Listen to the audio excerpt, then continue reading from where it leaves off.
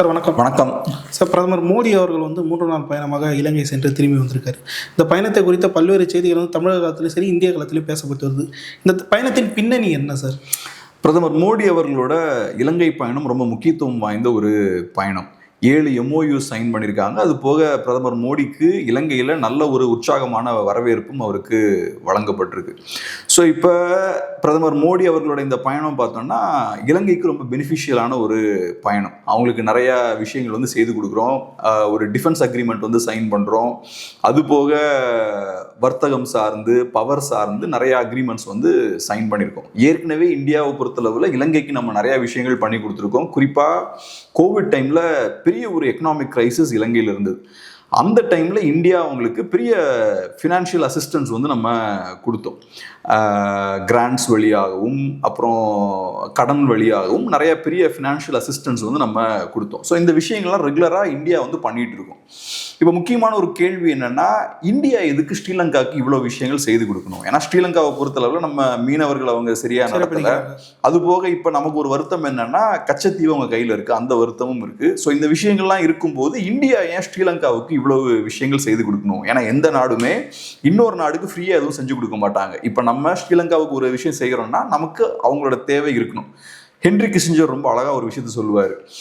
Nations have no permanent friends and permanent enemies, they have only permanent இன்ட்ரெஸ்ட்பார். So நாடுகளுக்கு நிரந்தர நண்பர் நிரந்தர எதிரின்னு யாரும் கிடையாது, நிரந்தர நலன்கள் மட்டும்தான் உண்டு. ஸோ ஒரு விஷயம் தேவைன்னா நாடுகள் பண்ணுவாங்க. அவங்களுக்கு தேவைன்னா ஒருத்தனோட சண்டை போடுவாங்க, தேவைன்னா ஒருத்தனோட ஃப்ரெண்டாக இருப்பாங்க. அதான் பொருள். ஸோ அந்த வகையில் இப்போ இந்தியாவுக்கு ஸ்ரீலங்கா தேவை. அதுக்கான காரணம் என்னன்னா, இந்தியன் ஓஷனில் சைனாவோட இன்ஃப்ளூயன்ஸ் இப்போ அதிகமாகுது. கடந்த ஒரு 30 ஆண்டுகளாக சைனா ரொம்ப பவர்ஃபுல்லான ஒரு நாடாக மாறுறாங்க. அப்படி மாறும்போது சைனாவோட இன்ஃப்ளூயன்ஸ் ரொம்ப அதிகமாகிட்டே இருக்குது. பாகிஸ்தானாக இருக்கலாம், ஸ்ரீலங்காவாக இருக்கலாம், இந்த மாதிரியான நாடுகள்லாம் பார்த்தோம்னா ஸ்லோவாக அவங்க சைனாவோட கண்ட்ரோலுக்கு கீழே போய்கிட்டு இருக்காங்க. அது போக ஸ்ரீலங்காவில் பெரிய ஒரு எக்கனாமிக் கிரைசிஸ் இருக்குது. ஸோ அதனால் அவங்களுக்கும் வேறு வழி இல்லை. சைனா கிட்ட நெருங்கி போக வேண்டிய தேவை அவங்களுக்கும் இருக்குது. சைனாவோட ஹெல்ப் அவங்களுக்கு தேவை இருக்குது. அப்படி சைனாட்டிருந்து நிறையா கடன் வாங்கும்போது, ஆயுதங்கள் வாங்கும்போது நேச்சுரலாக அவங்க சைனாவோட கண்ட்ரோலுக்கு கீழே ஸ்ரீலங்கா போயிட்டு இருக்காங்க. ஸோ இப்போ கொலம்போல சைனீஸ் போர்ட் இருக்குது, அதே மாதிரி ஹம்பன் தோட்டா போர்ட் சைனாவோட இன்வெஸ்ட்மெண்ட், இப்படி நிறைய இன்வெஸ்ட்மெண்ட்ஸும் பார்த்தோம்னா சைனால இருந்து ஸ்ரீலங்காவுக்கு வருது. ஸோ இந்த விஷயங்கள்லாம் நடக்கும்போது இப்போ இந்தியாவுக்கு இது சிக்கலான ஒரு காரியம். ஏன்னா இந்தியாவை பொறுத்தளவில் நம்மளோட செக்யூரிட்டி இப்போ பெரிய ஒரு ஆபத்தான ஒரு சிச்சுவேஷனில் இருக்குது. ஏன்னா இந்தியன் ஓஷன்றது நம்ம கண்ட்ரோலில் இருந்தால் தான் நம்ம செக்யூரிட்டிக்கு அது நல்லது. ஸோ அந்த வகையில் இந்தியன் ஓஷன் நம்ம கண்ட்ரோலில் இருக்கணும்னா ஸ்ரீலங்கா நம்மளோட கண்ட்ரோலில் இருக்கணும். அது ரொம்ப அவசியமான ஒரு விஷயம். நம்ம கண்ட்ரோல் நான் சொல்கிறது நம்மளோட இன்ஃப்ளூயன்ஸு கீழே இருக்கிறது பெட்டர். அதுக்கான முக்கியமான காரணம் என்னென்னா, நம்மளோட கப்பற்படை எடுத்துக்கிட்டோம்னா நம்மளோட கப்பல்கள் பே ஆஃப் பெங்காலிருந்து அரேபியன் சீக்கு வரணுன்னாலும், அரேபியன் சீலேருந்து பே ஆஃப் பெங்காலுக்கு போகணுன்னாலும் நம்ம ஸ்ரீலங்காவை சுற்றி தான் போகணும். ஸோ அந்த வகையில் நம்மளோட கப்பல் போக்குவரத்துலாம் ஸ்மூத்தாக இருக்கணும்னா, நம்மளோட போர்க்கப்பல்களோட போக்குவரத்துலாம் ஸ்மூத்தாக இருக்கணும்னா ஸ்ரீலங்கா நம்மளோட இன்ஃப்ளூயன்ஸு கீழே இருக்கிறது நல்லது. சைனா மாதிரியான ஒரு நாட்டோட இன்ஃப்ளூயன்ஸ் கீழே அவங்க இருக்காங்கன்னா அது நமக்கு நல்லது கிடையாது. ஏன்னா சைனாவுக்கும் நமக்குமே ஸ்மூத்தான ஒரு ரிலேஷன்ஷிப் இல்லை. அதுபோக இப்போ என்ன ஆகுதுன்னா, இந்தியன் ஓஷன் ரிம் அசோசியேஷன்ற ஒரு அமைப்பு இருக்கு. ஸோ இந்த அமைப்பை பொறுத்தளவில் இந்தியன் ஓஷனோட எல்லைகளை ஷேர் பண்ணக்கூடிய நாடுகள் இருக்காங்க இல்லையா, இந்த நாடுகள்லாம் அந்த அமைப்பில் இருக்காங்க. குறிப்பாக ஆஸ்திரேலியாவாக இருக்கலாம், ஸ்ரீலங்காவாக இருக்கலாம், இந்தியாவாக இருக்கலாம், இந்த மாதிரி நிறைய நாடுகள், ஏறக்குறைய ஒரு 10 நாடுகள் அந்த இந்தியன் ஓஷன் ரிம் அசோசியேஷனில் இருக்காங்க. இந்த அசோசியேஷனில் மெம்பர்ஸாக இல்லைனாலும் வேற சில நாடுகள் பார்த்தோம்னா டயலாக் பார்ட்னர்ஸாக இருக்காங்க. டைரெக்டாக அவங்க கோர் மெம்பர்ஸாக இல்லைனாலும் டயலாக் பார்ட்னர்ஸாக இருக்காங்க. ஸோ அந்த வகையில் சைனாவும் அந்த இந்தியன் ஓஷன் ரிம் அசோசியேஷனில் டயலாக் பார்ட்னராக இருக்காங்க. ஸோ இப்போ என்ன ஆகுதுன்னா, சைனா அவங்களோட பெல்ட் அண்ட் ரோடு இனிஷியேட்டிவ் இருக்கு இல்லையா, அந்த ப்ரோக்ராம் வழியாக நிறையா பணத்தை நிறையா கண்ட்ரீஸில் இன்வெஸ்ட் பண்ண ஆரம்பிக்கிறாங்க. பண்ணும்போது இந்தியன் ஓஷனில் சைனாவோட தாக்கம் பார்த்தோம்னா அதிகரிச்சுட்டே இருக்குது. இந்தியன் ஓஷன் சைடில் சைனாவோட இன்ஃப்ளூயன்ஸ் அதிகரிச்சுக்கிட்டே இருக்குது. ஸோ இப்போ என்ன ஆகுதுன்னா, இந்த இந்தியன் ஓஷன் ரிம் அசோசியேஷனில் இருக்க ஒரு நாடுகள்லாம் இருக்காங்க இல்லையா, அந்த நாடுகளோட சைனா இன்னும் க்ளோஸாக இருக்காங்க. அந்த நாடுகளும் சைனாவோட கண்ட்ரோல் கீழே இருக்குது. ஸோ இப்போ இந்தியாவுக்கு இது நல்லது கிடையாது. இந்தியாவை பொறுத்தளவில் இந்தியன் ஓஷன் நம்மளோட இன்ஃப்ளூயன்ஸ் கீழே இருக்கிறது நல்லது. அதே மாதிரி இந்தியன் ஓஷன் ரிம் அசோசியேஷன்லையும் நம்மளோட இன்ஃப்ளூயன்ஸ் அதிகமாக இருக்கிறது நல்லது. ஸோ அந்த வகையில் இப்போ இந்தியாவை பொறுத்தளவில் ஸ்ரீலங்காவை நம்ம சைடு இழுக்க வேண்டிய ஒரு தேவை இருக்குது. ஸோ அதனால இப்போ பிரதமர் மோடி அவர்கள் அங்கே போய் நிறைய விஷயங்களெல்லாம் அனௌன்ஸ் பண்ணுறாரு, நிறைய ப்ராஜெக்ட்ஸாக இருக்கலாம், நிறைய MOUஸ்லாம் சைன் பண்ணுறாங்க. இந்த விஷயங்கள்லாம் பண்ணி ஸ்ரீலங்காவுக்கு ரொம்ப உதவிகரமாக இருக்காங்க. ஸ்ரீலங்கா கம்ப்ளீட்டாக சைனா பக்கம் போயிடக்கூடாது அப்படின்றதுக்காக இந்த விஷயங்கள்லாம் நம்ம பண்ணுறோம். ஸோ இப்போ ஸ்ரீலங்காவை பொறுத்தளவில் அவங்களும் ரொம்ப கேர்ஃபுல்லாக தான் காய்களை நகர்த்துறாங்க. அனுராக் குமார திசாநாயக்காவை பொறுத்தளவில் அவர் கம்ப்ளீட்டாக இந்தியா பக்கம் வந்துட்டாருன்னா சைனாக்காரன் அதை விரும்ப மாட்டான். ஸோ அதே மாதிரி கம்ப்ளீட்டாக அவர் சைனா பக்கம் போயிட்டாருன்னா இந்தியாக்காரங்களும் அதை விரும்ப மாட்டாங்க. ஸோ ரெண்டு பேரையும் ஓரளவுக்கு அவர் சமமாக டீல் பண்ண ட்ரை பண்ணுறாரு. ஃபர்ஸ்ட் அவர் போய் சைனா விசிட் பண்ணுறாரு, அதுக்கப்புறம் இந்தியா விசிட் பண்ணுறாரு, இப்போ இந்தியாவோடையும் அவர் நெருங்கி போகிறாரு. ஸோ ஏதோ ஒரு வகையில் ரெண்டு பேரையும் பேலன்ஸ் பண்ணலாம் அப்படின்ற முயற்சிகளை அவர் எடுக்கிறார். ஸோ இந்தியாவை பொறுத்தளவு நம்ம இவ்வளோ விஷயங்களை அவங்களுக்கு பண்ணுறோன்னா நமக்கு இன்னைக்கு ஸ்ரீலங்கா தேவை. ஸ்ரீலங்கா கம்ப்ளீட்டாக நம்ம கையை விட்டு சைனா பக்கம் போயிடக்கூடாது. ஸோ அதுக்காக நிறையா விஷயங்களை அவங்களுக்கு செஞ்சு கொடுக்குறோம். ஸோ இந்த விதத்தில் வந்து இந்தியாவுக்கு மிகப்பெரிய த்ரெட் இருக்குது. சைனா மூலமாக ஸ்ரீலங்கா வைத்து நமக்கு எதனா ஆபத்தை ஏற்படுத்த போகிறாங்கன்னு சொல்லி தான் மோடி அவர்கள் போய் சந்திக்கிறாரு. ஆனால் அதை விட ஒரு பெரிய விஷயமா பார்க்கப்படுறது, இலங்கையால் பெரிதும் பாதிக்கப்படுறது தமிழக மக்கள் தான். இங்கே இருக்கக்கூடிய மீனவர்கள் வந்து பிரச்சனைக்கு உள்ளாகிறாங்க. நம்மளோட கச்சத்தீவு வந்து இன்னும் மீட்கப்படலை. அதனால் இந்த வைத்து இங்கே அரசியல் செய்ய முற்படுவாங்கல்ல சார் இங்கே இருக்கக்கூடிய அரசாங்கம். அதான் இப்போ பிரதமரோட இலங்கை விசிட்டை பொறுத்தளவில் ப்ரையாரிட்டி வந்து தமிழக மீனவர்களோ இல்லைனா கச்சத்தீவோ இல்லை அப்படின்ற மாதிரி தான் நான் பார்க்குறேன். ஏன்னா நான் ஃபஸ்ட்டே சொன்னது போல் இது இந்தியாவோட செக்யூரிட்டி சார்ந்த ஒரு பிரச்சனை. அது மட்டும் இல்லாமல் வேற நிறைய இஷ்யூஸும் உள்ள இன்வால்வ் ஆகிருக்கு. ஸோ நம்மளோட இன்ஃப்ளூயன்ஸை இந்தியன் ஓஷனில் மெயின்டைன் பண்ணணும், அதுதான் இங்கே முக்கியமான விஷயம். ஸோ அதனால் பெரிய லெவலில் கச்சத்தீவு இஷ்யூவெல்லாம் அங்கே போய் ரைஸ் பண்ண முடியாது. ஏன்னா நேச்சுரலாக இப்போ நம்ம கச்சத்தீவு இஷ்யூவை ரைஸ் பண்ணோம்னா அது ஸ்ரீலங்காவை கோவம் தான் படுத்தும். ஆமாம், அது ஸ்ரீலங்கா மேலே அழுத்தம் தான் போடும். ஸோ அவன் வந்து சைனா பக்கம் போகிறதுக்கான வாய்ப்புகள் தான் அதிகம். ஸோ இப்போ இருக்கக்கூடிய சூழலில் இந்தியானால கச்சத்தீவை எங்களுக்கு கொடுங்கன்ற மாதிரிலாம் ஸ்ரீலங்கா மேலே அழுத்தம் போட முடியாது. அது போக இப்போ ஃபிஷர்மேன் இஷ்யூவை பொறுத்தளவில் அது ரொம்ப நாட்களாக அந்த இஷ்யூ போய்கிட்டு இருக்கு. ஸ்ரீலங்காவில் இருக்கக்கூடிய மீனவர்களுக்கும் பெரிய கோபம் இருக்குது. ஏன்னா அவங்கள பொறுத்தளவில் எல்லையை கடந்து நம்ம மீன் பிடிக்கிறோம், தமிழக மீனவர்கள் எல்லையை கடந்து மீன் பிடிக்கிறாங்க, ரூல்ஸ் எல்லாம் ஃபாலோ பண்ணாமல் அவங்க ஃபிஷிங் ப்ராக்டிசஸ்லாம் ஈடுபடுறாங்க அப்படின்ற கோவம் அவங்களுக்கும் இருக்குது. ஸோ அந்த வகையில் அதுவும் பார்த்தோன்னா அவங்க சைட்லேருந்து நிறைய கம்ப்ளைண்ட்ஸை வச்சுக்கிட்டு இருக்காங்க. ஸோ இப்போ ஓரளவுக்கு ஹேண்டில் பண்ணுறாங்க. இப்போ பிரதமர் நரேந்திர மோடி அவர்கள் ஹியூமானிட்டேரியன் பேசிஸில் இந்த விஷயத்தை அணுகணும் அப்படின்ற விஷயங்கள்லாம் அவர் சொல்கிறாரு. ஸோ அதுக்கப்புறம் சில மீனவர்கள் அவங்க ரிலீஸும் பண்ணியிருக்காங்க. ஏறக்குறைய 11 மீனவர்களை ரிலீஸ் பண்ணியிருக்காங்க. பட் நான் எப்படி பார்க்குறேன்னா இது ஒரு கண் துடைப்பான ஒரு விஷயமா தான் இருக்கும். ஸோ இப்போ பிரதமர் மோடி அவர்கள் அங்கே போகும்போது ஒரு பெரிய நிகழ்வு. ஸோ அப்போ சில விஷயங்கள் செய்தாக வேண்டும். அதுக்காக நாங்களும் உங்களோட சுமூகமாக போகிறதுக்கு விருப்பப்படுறோம் அப்படின்ற ஒரு தோற்றத்தை ஏற்படுத்துவதற்காக அவங்க இந்த மாதிரி ஒரு 11 பேரை ரிலீஸ் பண்ணுறாங்க அப்படின்ற மாதிரி தான் பார்க்குறேன். டெஃபினட்டாக மீனவர்கள் பிரச்சனையும் கச்சத்தீவு இஷ்யூவும் இந்த சந்திப்பால் அது சால்வ் பண்ணப்படாது. நான் நிறைய யூடியூப் சேனல்ஸ்லாம் பார்க்குறேன், அவங்க கச்சத்தீவை நம்ம மீட்டரலாம் அப்படின்லாம் பேசிகிட்டு இருக்காங்க. பட் இப்போதைக்கு இருக்கக்கூடிய சூழல் என்னென்னா சைனா ரொம்ப ஸ்ட்ராங்காக எக்ஸ்பேண்ட் ஆகிட்டு இருக்காங்க. ஸோ நம்ம கச்சத்தீவு மாதிரியான இஷ்யூவை எடுத்து ஸ்ரீலங்கா மேலே அழுத்தம் போட்டால் டெஃபினட்டாக ஸ்ரீலங்கா அந்த பக்கம் போயிடுவான். ஸோ இந்தியாவுக்கு பெரிய ஆப்ஷன் கிடையாது. கச்சத்தீவு இஷ்யூவெல்லாம் ரைஸ் பண்ணுறதுக்கு இப்போதைக்கு ஸ்கோப் கிடையாது அப்படின்ற மாதிரி பார்க்குறேன். சார் இந்தியாவுக்கும் சைனாவுக்கும் இதே ரிலேஷன்ஷிப் வந்து இவ்வளோ ஒரு பிரச்சனைக்குரிய விஷயமா இருக்கும்போது இப்போ மோடி அவர்கள் வந்து ஸ்ரீலங்கா போயிட்டு இலங்கை அதிபரை சந்தித்தது இதெல்லாம் வந்து அவங்கள டிஸ்டர்ப் பண்ணாதா சார் சைனாவை? கண்டிப்பாக அது டிஸ்டர்ப் பண்ணும். ஏன்னா போட்டியே எப்படின்னு பார்த்தோம்னா இந்தியாவுக்கும் சைனாவுக்கும் இடையே தான் போட்டி. இப்போ ரீசெண்டாக பார்த்தோம்னா பங்களாதேஷில் ஒரு பெரிய அரசியல் மாற்றம் நடந்தது. ஷேக் ஹசீனா இருக்கிற வரைக்கும் ஷேக் ஹசீனா வந்து நமக்கு ரொம்ப ஃபேவரபுளாக இருந்தாங்க. நமக்கு எல்லா சைட்லேயும் பிரச்சனை இருக்கும்போதும் நம்ம பங்களாதேஷை பற்றி என்றைக்குமே கவலைப்பட்டது கிடையாது. ஏன்னா ஷேக் ஹசீனா ரொம்ப நாட்களாக அவங்க அதிகாரத்தில் இருக்காங்க, நமக்கு சப்போர்ட் பண்ணக்கூடிய ஒரு தலைவரும் கூட. ஸோ அந்த வகையில் இந்தியா வந்து பங்களாதேஷை எப்போவுமே சேஃபான ஒரு பார்ட்னராக தான் நம்ம பார்த்துட்டு இருந்தோம். பட் இப்போ அங்கே ஒரு ஆட்சி மாற்றம் நடக்குது. இப்போ பங்களாதேஷில் கூடிய சிச்சுவேஷன் பார்த்தோன்னா ரொம்ப டிஃப்ரெண்ட்டாக இருக்குது. பங்களாதேஷ் இப்போ சைனாவோட அவங்க நெருங்கி போக ஆரம்பிக்கிறாங்க. நமக்கு இது சிக்கலை ஏற்படுத்துது. அதே மாதிரி இப்போ சுற்றி நிறைய இடங்களில் பார்த்தோம்னா சைனாவோட இன்ஃப்ளூயன்ஸ் அதிகமாக நமக்கு பிரச்சனைகள் அது ஏற்படுத்துது. ஸோ நம்ம அதை உடைக்கிறதுக்கு நம்ம நிறைய எஃபர்ட்ஸை வந்து எடுக்கிறோம். நேச்சுரலாக நம்ம அதை உடைக்கிறதுக்கு நிறைய எஃபர்ட்ஸ் எடுக்கும்போது சைனாவுக்கு அது ஒரு உறுத்தலாக தான் இருக்கும். இப்போ உதாரணத்துக்கு கோல்டு வார் நடக்கும்போது ஒரு சைடில் அமெரிக்காக்காரன் வந்து எல்லா பெரிய நாடுகளையும் நம்ம கண்ட்ரோலுக்கு கீழே கொண்டு வரணுன்ற முயற்சிகள் அமெரிக்காக்காரன் ஈடுபடுவான். இன்னொரு சைடில் ரஷ்யாக்காரன் நம்ம கண்ட்ரோலுக்கு கீழே இந்த நாடுகள்லாம் இருக்கணும் அப்படின்ற மாதிரி அவங்களோட இன்ஃப்ளூயன்ஸை இன்க்ரீஸ் பண்ணுறதுக்காக அவங்களும் பார்த்தோன்னா நிறைய பெனிஃபிட்ஸ்லாம் மற்ற நாடுகளுக்கு கொடுப்பாங்க. சில நாடுகள் இது ரொம்ப எஃபெக்டிவாக யூஸ் பண்ணுவாங்க. இஜிப்ட் மாதிரியான நாடு பார்த்தோம்னா 60s அவங்க இதை ரொம்ப எஃபெக்டிவாக யூஸ் பண்ணாங்க. அங்கே அப்துல் கமால் நாசர்னு ஒரு பிரசிடென்ட் இருந்தார். ஸோ அவர் என்ன பண்ணுவார்னா அப்படியே கொஞ்சம் யூஎஸ்எஸ்ஆரோட ஒரு பேச்சுவார்த்தை நடத்துவார், அப்புறம் அமெரிக்காவோட ஒரு பேச்சுவார்த்தை நடத்துவார், இவங்கிட்ட இருந்து கொஞ்சம் வாங்குவார்.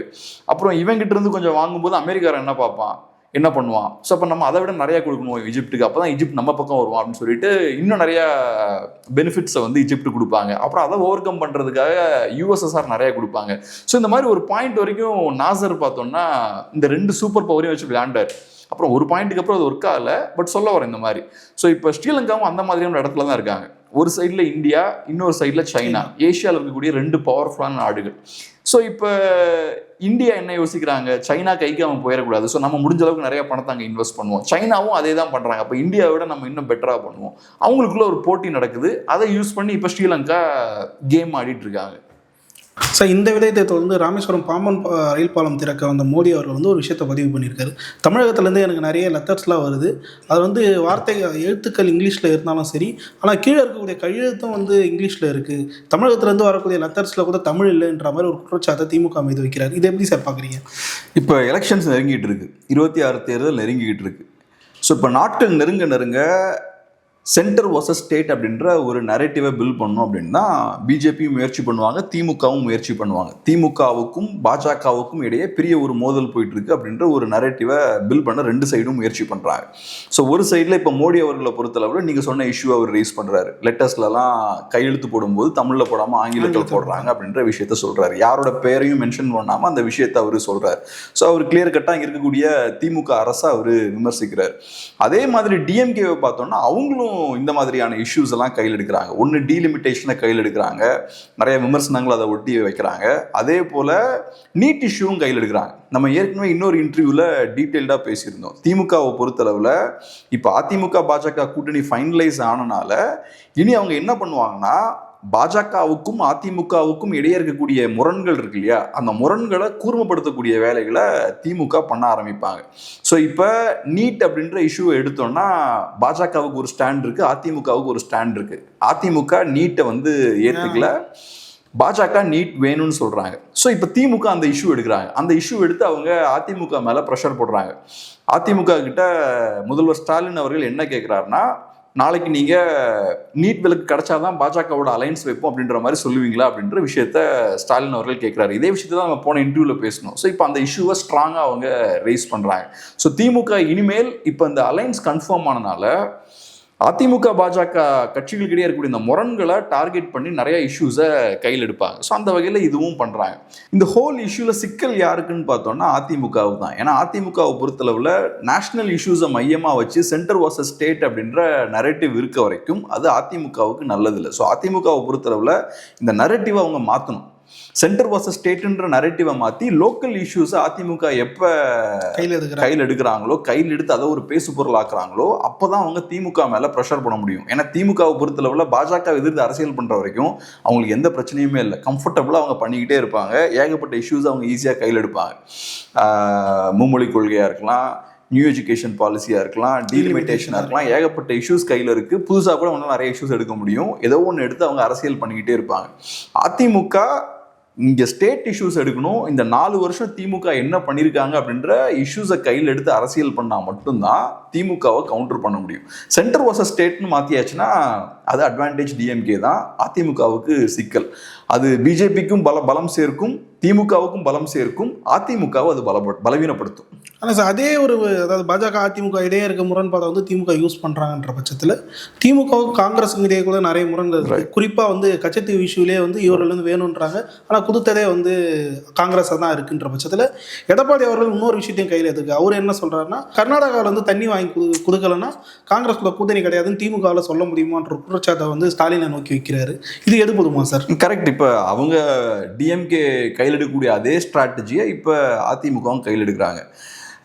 காங்கிரஸுக்கும் திமுகவுக்கும் இடையே இருக்கக்கூடிய முரண்களை அவங்க கூர்மைப்படுத்தக்கூடிய முயற்சிகளில் ஈடுபடுறாங்க. ஏன்னா இப்போ காங்கிரஸ் பார்ட்டியை பொறுத்தளவில் நிறைய ஆண்டுகள் அதிகாரத்தில் இருந்த ஒரு கட்சி, இந்தியாவை நிறைய ஆண்டுகள் அவங்க கண்டினியூஸாக அவங்க ஆட்சி பண்ணியிருக்காங்க. ஸோ அப்படி இருக்கும்போது தமிழ்நாட்டுக்கு எதிராகவும் அவங்க நிறைய விஷயங்கள் பண்ணியிருக்காங்க. கச்சத்தீவை கொடுத்ததெல்லாம் அவங்க காலத்தில் 1974 நடக்கிற இஷ்யூ தான். ஸோ அந்த மாதிரி நிறைய இஷ்யூஸ், காவிரி இஷ்யூவை கையில் எடுக்கலாம், இந்த இஷ்யூவை கையில் எடுக்கலாம், எடுத்து ப்ரெஷர் போடலாம். பட் இங்கே திமுகவுக்கு இருக்கக்கூடிய அட்வான்டேஜ் என்னன்னா, பாஜக இப்போ அதிகாரத்தில் இருக்காங்க.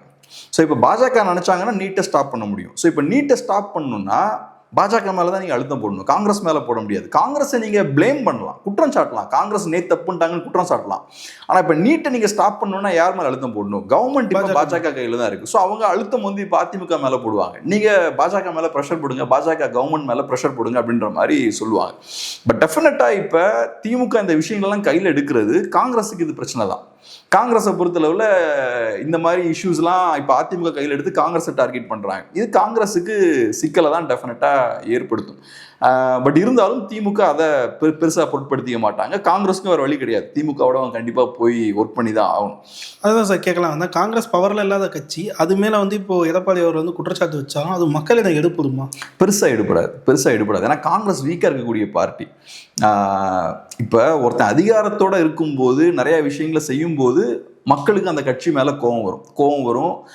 ஒரு மாற்றம் வரணும்னா அதிகாரத்தில் இருக்கக்கூடிய கட்சினால தான் பண்ண முடியும் அப்படின்ற புரிதலும் மக்களுக்கு இருக்கும். காங்கிரஸ் பார்ட்டியை பொறுத்தளவில் 2014 அவங்க அதிகாரத்தில் இல்லை. அவங்க இன்னைக்கு ரொம்ப வீக்காக இருக்கக்கூடிய ஒரு கட்சி. ஸோ அப்படி இருக்கும்போது காங்கிரஸை பெருசாக விமர்சிக்கிறதால எந்த பிரயோஜனமும் கிடையாது. காங்கிரஸை நீங்கள் சப்போர்ட் பண்ணி பேசினாலும் பிரயோஜனம் கிடையாது, விமர்சித்தாலும் பிரயோஜனம் கிடையாது. தமிழ்நாட்டில் ரொம்ப வீக்காக இருக்காங்க, ஓவராலாக இந்தியாலையுமே வீக்காக தான் இருக்காங்க.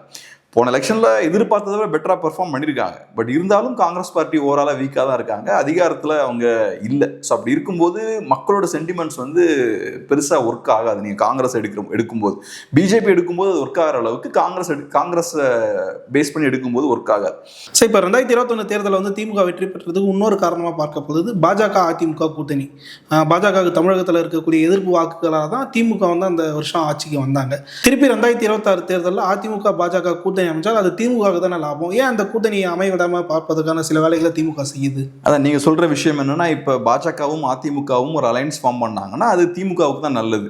ஏன்னா இப்போ மைனாரிட்டி ஓட்ஸ்லாம் திமுகவுக்கு ஷிஃப்ட் ஆயிரும், ஆன்டி பிஜேபி ஓட்ஸும் திமுகவுக்கு ஷிஃப்ட் ஆயிரும். ஸோ அப்படி இருக்கும்போது ஏன் அந்த அலைன்ஸை உடைக்க பார்க்குறாங்கன்னு சொல்கிறீங்க இல்லையா? ஸோ இப்போ நான் எப்படி பார்க்குறேன்னா, திமுக அந்த அலைன்ஸை உடைக்கலாம் பார்க்கல, அந்த அலைன்ஸ் டெஃபினட்டாக இருக்க தான் போகுது. ஏன்னா இப்போ அதிமுகவை பொறுத்தளவில் அவங்களுக்கு பாஜக தேவை, பாஜகவுக்கும் அதிமுக தேவை. ஸோ அதனால் 2 பேரும் சேர்ந்து தான் இருக்க போகிறாங்க, சேர்ந்து தான் அவங்க எலெக்ஷன்ஸாக கண்டெஸ்ட் பண்ண போகிறாங்க. ஸோ இப்போ இந்த அலைன்ஸ் உறுதி ஆயிடுச்சு அப்படின்றது திமுகவுக்கும் தெரியும், அலைன்ஸ் கன்ஃபார்ம். ஸோ இப்போ அலைன்ஸ் கன்ஃபார்ம் ஆயாச்சுன்னா அப்புறம் அந்த அலைன்ஸை நீங்கள் கவுண்டர் பண்ணணும் இல்லையா? அந்த அலைன்ஸ் மேலே நீங்கள் ப்ரெஷர் பண்ணணும், அந்த அலைன்ஸை நீங்கள் டார்கெட் பண்ணணும். ஸோ இப்போ அந்த அலைன்ஸை எந்தெந்த வகையிலலாம் டார்கெட் பண்ணலாம், அப்போ அதுக்கு ஒவ்வொரு இஷ்யூஸை ஐடென்டிஃபை பண்ணுவாங்க. அதில் முக்கியமான ஒரு இஷ்யூ என்ன, அந்த அலைன்ஸ்குள்ளே உள்ளுக்குள்ளேயே முரண் இருக்கு. பாஜகவுக்கு ஒரு ஸ்டாண்ட் இருக்கு, அதிமுகவுக்கு ஒரு ஸ்டாண்ட் இருக்கு. மும்மொழி கொள்கை எடுத்துக்கிட்டோம்னா அதுல பாஜகவுக்கு ஒரு ஸ்டாண்ட் இருக்கு, அதிமுகவுக்கு ஒரு ஸ்டாண்ட் இருக்கு. ஸோ இப்போ இது வந்து திமுகவுக்கு ஒரு நல்ல ஒரு ஆயுதமா அவங்க நினைச்சாங்கன்னா பயன்படுத்தலாம். ஸோ அதை தான் அவங்க பண்றாங்க. ஸோ அவங்க அலைன்ஸை உடைக்க முயற்சி பண்ணலாம், அவங்களால அலைன்ஸையும் உடைக்க முடியாது. பட் இருந்தாலும் அந்த அலைன்ஸுக்குள்ள இருக்கக்கூடிய சிக்கல்கள் இருக்கு பாருங்க, அந்த அலைன்ஸ்குள்ள இருக்கக்கூடிய முரண்கள் இருக்கு பாருங்க, அதை எஃபெக்டிவா திமுக யூஸ் பண்ணலாம் அப்படின்ற மாதிரி யோசிக்கிறாங்க. இதுல சிக்கல் என்னன்னு பார்த்தோம்னா, இப்ப திமுகவை பொறுத்தளவுல நிஜமாவே அவங்களுக்கு மக்கள் மேல அக்கறை இருந்து நீட்னால மக்களுக்கு நிறைய பாதிப்பு ஏற்படுது, இப்ப ஹிந்தி திணிப்பால மக்களுக்கு நிறைய பாதிப்பு ஏற்படுது, ஸோ அதனால நம்ம இந்த இஷ்யூஸ்லாம் கையில் எடுக்கிறோம்னு அவங்க எடுத்தாங்கன்னா நமக்கு புரிஞ்சுக்க முடியுது. பட் திமுகவை பொறுத்தளவுல அரசியலுக்கு அதை யூஸ் பண்றாங்க. கரெக்டா எலெக்ஷன்ஸுக்கு முன்னாடி அவங்க நீட் இஷ்யூவை கையில் எடுக்கிறாங்க. அதே மாதிரி இப்ப பாஜக அதிமுக கூட்டணி உருவானதுக்கு அப்புறம் அவங்க நீட் இஷ்யூவை ஸ்ட்ராங்காக கையில் எடுக்கிறாங்க. ஏன்னா போன எலெக்ஷன்லேயே அவங்க அந்த இஷ்யூவை கையில் எடுக்கிறாங்க, அதுக்கப்புறம் ரொம்ப குவைட்டாக இருக்காங்க, பெருசாக எதுவும் பண்ணல. இப்போ கரெக்டாக எலெக்ஷன் முன்னாடி திருப்பி அந்த இஷ்யூவை கையில் எடுக்கிறாங்க. ஏன்னா அவங்களுக்கு தெரியும் இந்த இஷ்யூ இப்போ நம்ம கையில் எடுத்தோம்னா அதிமுகவுக்கு நெருக்கடியை நம்ம ஏற்படுத்தலாம்னு தெரியும்.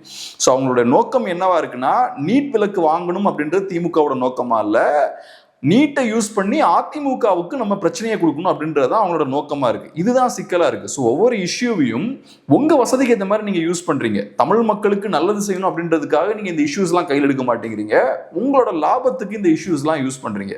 ஸோ இதுதான் பிரச்சனைக்குரிய ஒரு விஷயமா இருக்கு. ஸோ பல்வேறு கேள்வி தெளிவாக நன்றி சார். நன்றி.